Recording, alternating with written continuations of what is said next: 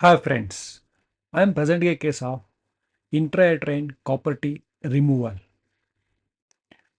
First, we began by doing a diagnostic hysteroscopy by no touch technique, putting a diagnostic 4 conventional hysteroscopy into the vagina without holding the cervix, and the secretions coming from the cervical canal gives you the idea that we are going to near to cervix, and then keeping the cervical canal in 6 o'clock position will give access to the entering into cervical canal.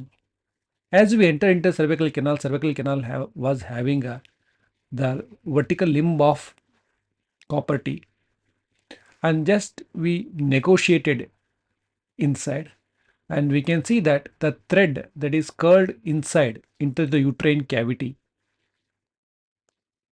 and it was not accessible for routine removal, which is easily removed in the OPD basis.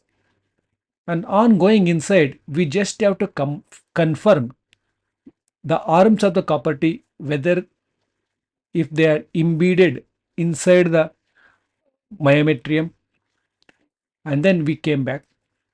Now we introduce the operative sheath with a grasper, and again entering into the uterine cavity by no touch technique, means putting the telescope inside the vagina, and just the fluid going into the cervical canal will give the access to the cervix. Then once we are in the cervical canal, the grasper is used to hold the vertical limb and pull the copper T outside. And that's the simplest way of removing the copper T when it is not embedded inside the uterine cavity by fibrosis.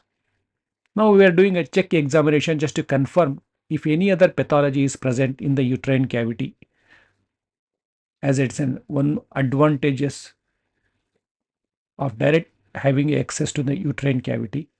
So we're just having a look at the right tubal ostia, and we'll see the anterior and posterior wall of the uterus, left tubal ostia. And once the uterine cavity is seen clearly, we'll have a panoramic view. And that's the final examination. So this is a simple video of demonstrating a removal of intrauterine device when it is not possible in the OPD basis and when hysteroscopy is to be done. This is a simplistic way of removing the intrauterine device. Thanks for watching this video.